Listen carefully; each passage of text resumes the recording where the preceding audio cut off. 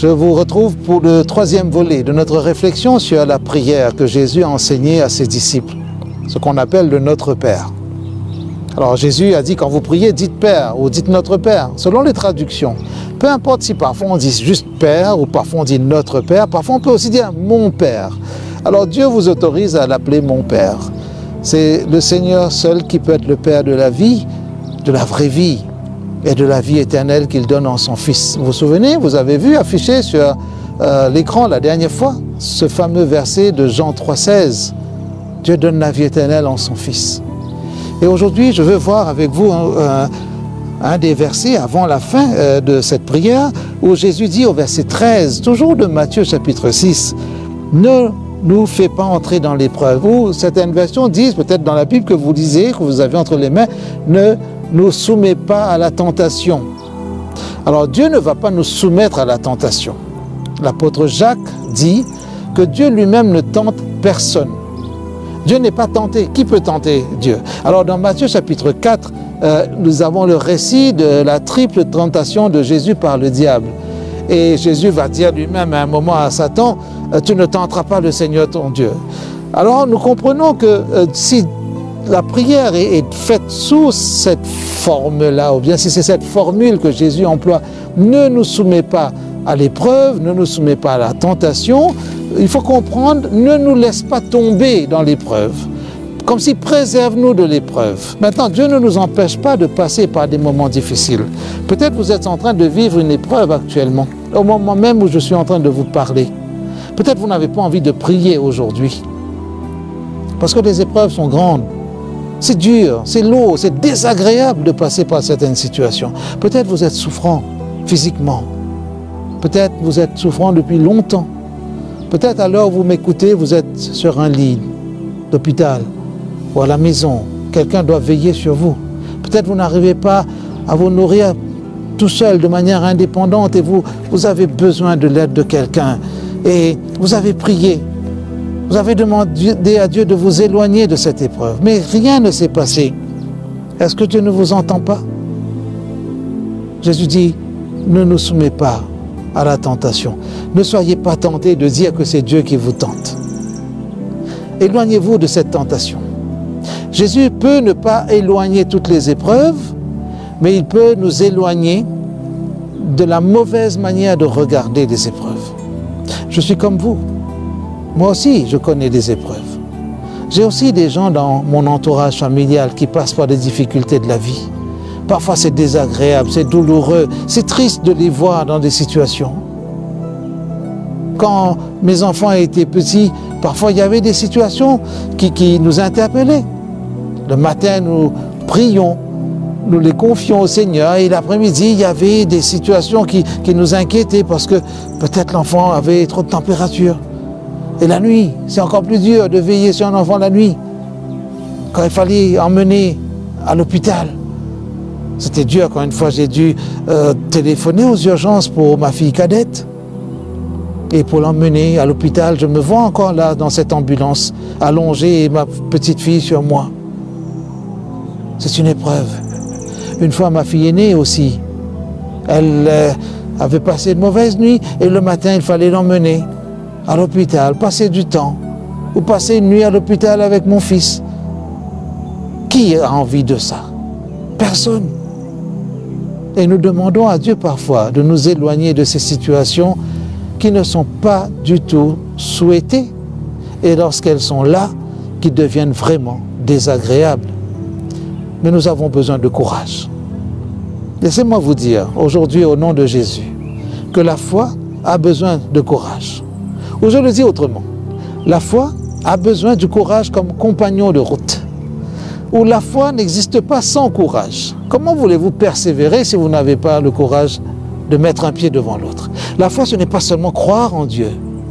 La foi, c'est exprimer cette capacité d'aimer Dieu. Alors quand on aime Dieu, on ne va pas lui dire « Pourquoi tu m'as jeté dans l'épreuve? Pourquoi tu m'as jeté dans la tentation? Pourquoi tu m'as abandonné entre les mains du diable ?» Alors certains vont dire entre les griffes du diable. Je ne sais pas si le diable a des griffes, mais en tout cas, personne ne veut se retrouver dans ces épreuves. Que dire alors à Dieu? Éloigne de nous l'épreuve? alors que nous sommes sur une planète où tout le monde subit quelque chose. Nous sommes sur une planète qui a été polluée par le péché. Nous ne sommes pas pollués seulement par le monoxyde de carbone, par tous les polluants qui sont déversés dans l'atmosphère à cause depuis l'ère industrielle. La plus grande pollution qui est invisible, c'est le péché. Mais on n'aime pas ce mot, on ne l'utilise pas beaucoup. Peut-être la tentation n'est pas encore le péché. La tentation, c'est un peu la publicité du péché. Et si vous achetez, là vous passez de la publicité au péché. Ne nous laisse pas tomber. Peut-être nous pouvons aussi dire au Seigneur, ne nous laisse pas tout seul pendant l'épreuve. Nous pouvons dire au Seigneur, ne nous laisse pas tomber pendant l'épreuve. Aide-nous à tenir debout. Parfois, nous avons de bonnes intentions. Et Jésus l'a dit sous une formule qui est restée bien dans les mémoires. L'esprit est bien disposé, mais la chair est faible. Parfois, nous avons de bonnes intentions. Quand nous nous levons le matin, aucun des croyants ne va se dire « Ah, aujourd'hui, j'ai sur mon agenda une liste de 10 mauvaises choses que j'ai envie de faire. Je veux réussir 10 mauvaises choses, c'est-à-dire faire le mal, nuire à quelqu'un, tricher, dire des gros mots. J'ai envie de donner un coup à quelqu'un, je vais mettre tout ça. Aujourd'hui, je vais faire ça. » Un bon croyant ne dit pas ça. Au contraire, il dit « Seigneur, aide-moi à ne pas glisser vers ce genre de comportement. Et si jamais je me trouve dans une situation à risque moralement, aide-moi à ne pas tomber, aide-moi à ne pas glisser, aide-moi à ne pas chuter, aide-moi à ne pas me blesser spirituellement. » Avez-vous envie de dire cela au Seigneur aujourd'hui? N'oubliez pas, la Bible dit que le Seigneur n'est pas un tentateur, il y a un tentateur. Pourquoi on appelle le diable le tentateur? Parce qu'il veut nous éloigner du Seigneur, il veut nous distraire, il veut nous faire perdre le chemin. Quand Jésus dit, Jean chapitre 14 verset 6, qui est affiché au bas de l'écran, « Je suis le chemin, la vérité et la vie », le diable il vient et son nom diabolos veut dire celui qui se met en travers, comme s'il danse en travers de la route. Quand vous jouez à cache-cache ou quand vous jouez à chat, parfois, vous savez, dans les jeux d'enfants, on essaie de se mettre là, on écartant les mains pour empêcher l'autre de passer. Le diable, il fait comme ça. Quand vous voulez aller vers Jésus, il se met en travers de la route. Il vous tente, il vous distrait. Et il y a 10 000 distractions par jour qui viennent pour que vous perdiez du temps sur ces choses-là et pour que vous n'ayez aucune seconde pour considérer attentivement le Seigneur. Avez-vous envie de donner votre cœur à Jésus aujourd'hui? Si c'est oui, demandez-lui de vous tenir la main. Ne me laisse pas tomber pendant l'épreuve. Tomber, c'est comme un accident de parcours.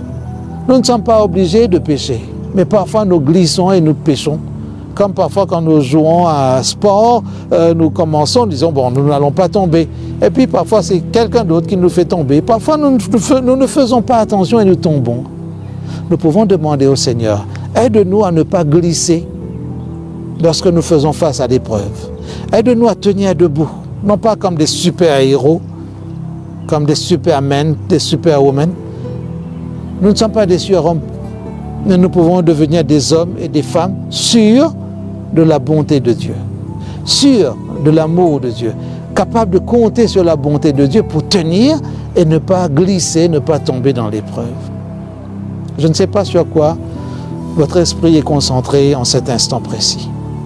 Mais je veux prier pour que Dieu vous aide et m'aide aussi à tenir face à l'épreuve. Quand la tentation vient, elle peut être subtile. Le diable ne viendra jamais devant vous pour dire « Je suis le diable, je suis venu pour vous détruire ». Ou écrit sur son t-shirt « Je suis le diable, je ne vous aime pas ». Ou « Je suis le diable, je veux vous détourner de Dieu, du royaume de Dieu ». Non, il ne viendra jamais comme ça. C'est comme dans les publicités. Vous ne verrez jamais une voiture sale dans une publicité de voiture. Vous ne verrez jamais une voiture accidentée dans une publicité de voiture. Vous verrez toujours la plus belle des voitures, la plus belle des couleurs. C'est brillant. On a l'impression que cette voiture-là, elle est inaccessible. Tout est beau, tout est frais, tout est joli dans les publicités. Le péché est comme cela. Le premier péché est venu comme ça. Comme le fruit qui paraissait agréable à la vue et bon à manger. Jésus dit à ses disciples, quand vous priez, dites au Père, aide-moi à ne pas tomber dans l'épreuve. Mais si jamais je suis dans une situation troublante, tiens ma main, Ne me laisse pas tomber, s'il te plaît. Aide-moi à rester debout parce que je veux être fidèle avec toi. Vous êtes d'accord de suivre ce chemin? Prions ensemble. Père Céleste, parce que notre Seigneur nous a dit de nous confier en toi, voilà ce que nous voulons faire en cet instant. Et je veux te prier pour ceux qui sont en train de suivre ce message. Peut-être qu'il y en a qui sont dans des situations éprouvantes, douloureuses, désagréables.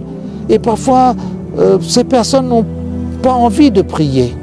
Mais que le Saint-Esprit mette dans le cœur de chacun cette bonne volonté pour te faire confiance.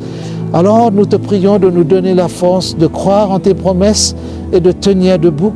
Te prions de nous donner l'humilité pour compter sur toi, afin que nous prenions la main que tu nous tends pour ne pas tomber pendant l'épreuve. Et si les épreuves arrivent, aide-nous à te faire confiance parce que tu sais pourquoi tu nous laisses passer par des situations qui sont parfois difficiles.